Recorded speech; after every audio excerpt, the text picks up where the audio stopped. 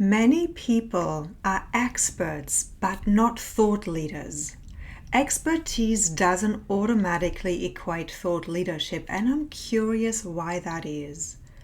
I have been talking to many of my clients and community, and thought leadership often is seen as something way out there in the distance that we can't claim, and yet, or that we can't achieve, right? And yet, there is nothing we want more deeply than make a bigger contribution with the wisdom and the knowledge that we have gained painfully very often throughout our life. We want to make that contribution. We want to pass on our wisdom, leave a legacy, and yet many of us shy away from pulling in that title of thought leadership. We kind of stay in that area of expert, but nobody knows about us. Why is that? And how can we overcome that and kind of close that gap between expert and thought leader? That's what I'm going to unpack in this video.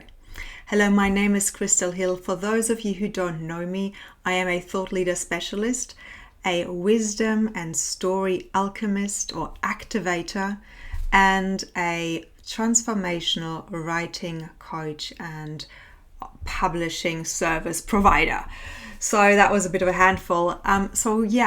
My whole mission is to help purpose-led professionals to really claim their knowing.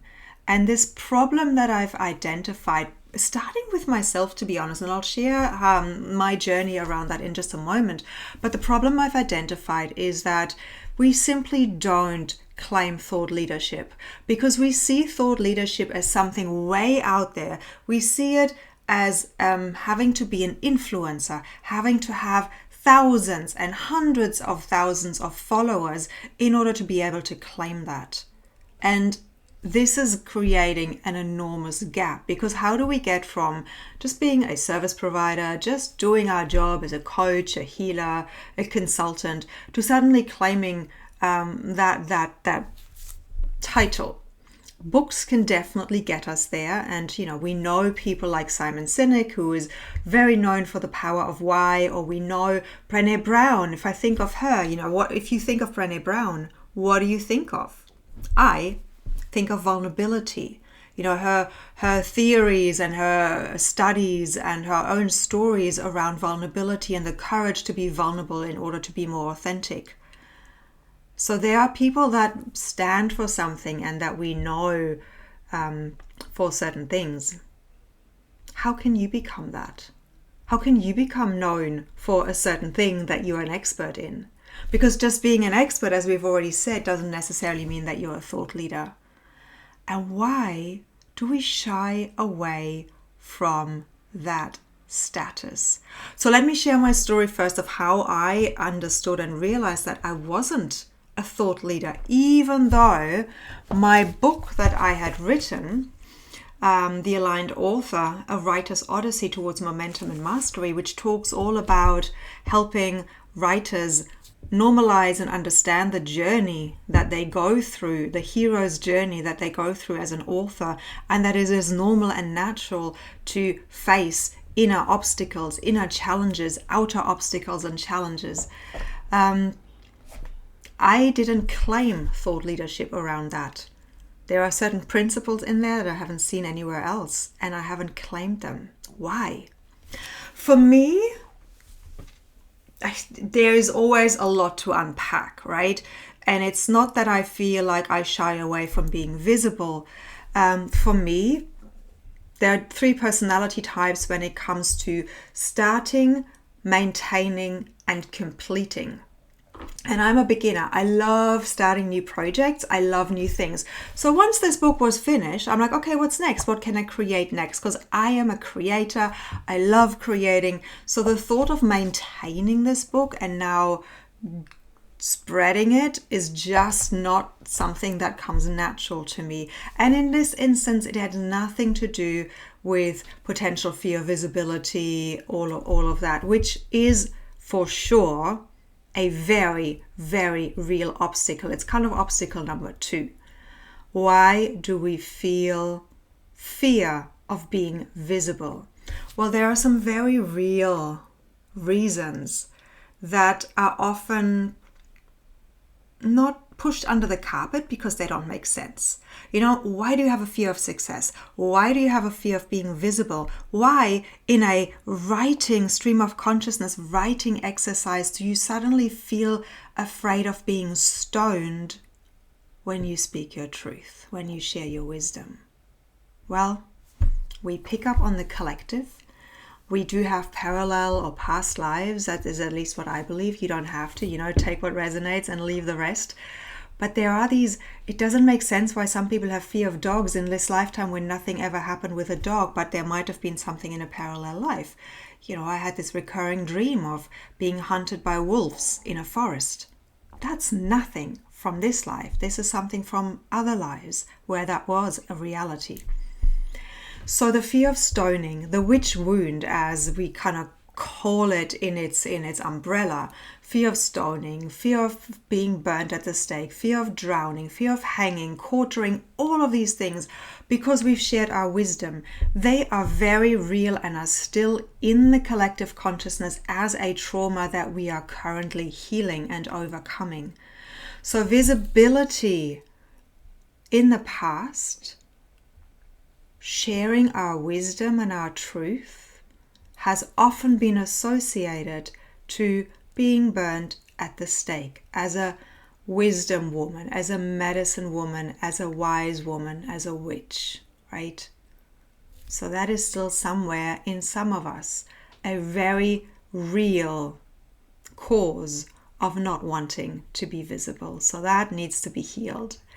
For me, I have already done a lot of work around that. So it was more that I wanted to start the next project. It was a time management thing, but I'm sure there were deeper reasons, because this association of a thought leader is somebody who is really out there, and I just hadn't embodied that status yet, because this is the third reason, right? So the first one is if we're a beginner, we do it, we go on to the next project. The second one is this visibility wound that is still in the collective. And the third one is we simply haven't owned and embodied and claimed that title of thought leadership, because we believe and have been conditioned that we need to be given permission, that the external world provides for us and that it's being given to us from the outside. But that is so far removed from the truth,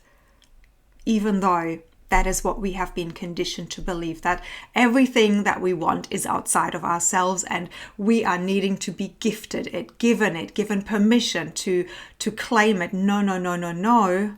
That is the false conditioning that we have been exposed to for centuries. As within, so without.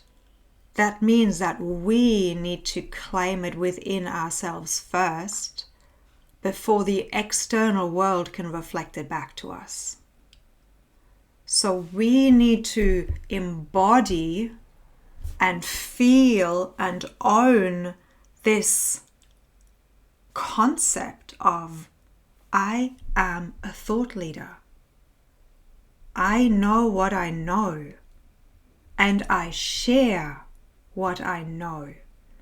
This has nothing to do with the amount of followers that you have, but it has everything to do with how you see yourself, because that comes before anything else.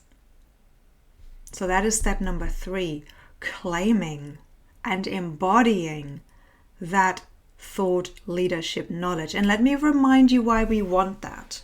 We don't want to be a thought leader just because we want to satisfy our ego. Look how many followers I have. Look how many people know my framework, my alchemy of authority in my case, which not many people know about yet because I haven't really talked about it yet, but that is coming. So it's not about that external validation. It's about something much, much deeper than that. It is about our innate need, Tony Robbins' 6 core needs. It's our innate need for contribution.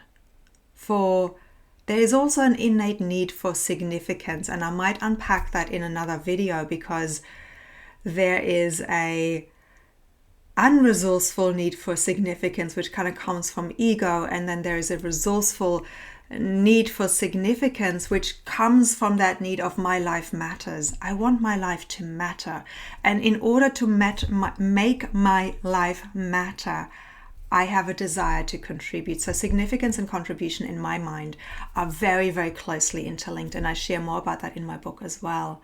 So figure out why sharing your wisdom is deeply important to you, for your soul mission, for why you are on this planet, and for your own sense of fulfillment. So the Alchemy of Authority framework that I've created is looking at these 3 steps, but it's looking at these 3 steps in the stages of the hero's journey. We need to make that decision to cross the threshold and say yes to that desire to become a thought leader once we've really identified the deeper why, the true why, beyond the ego, that is going to help us to step into greater fulfillment, greater sovereignty, a greater sense of self and self-actualization. That to me is what stepping into thought leadership is all about, because for some of us, that is how we self-actualize. We have ideas, we have wisdom, and we want to share that with the world. And it doesn't matter how many followers you have. You are a thought leader if you claim it. If 10 people know of you, 100 people know of you, 1,000 people know of you, it doesn't have to be tens or hundreds of thousands or millions. It starts from within. You feeling and knowing and embodying your wisdom. That's where I'm going to leave it for today. If this has sparked your thinking, if this is resonating, I have 2 ways in which you can come closer into my world and explore this a little bit deeper.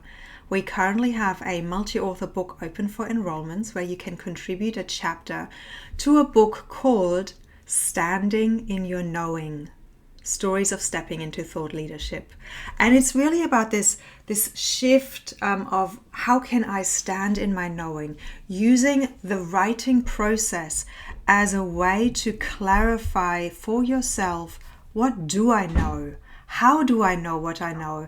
And how do I want to contribute that into the world? So we're not just going to write a chapter in this process. You are actually going to embody your thought leadership in a deeper way, and that is an equal focus in our group sessions as we are creating and writing your intellectual property, your story, out of which that thought leadership content will emerge. The other way you can work with me is through coaching. I have created a thought leader partnership where I will partner with you all the way to accompany you for a 3 to 6 month period to really help you with that embodiment piece on a day-to-day basis. What does that mean? How can I deepen into that further?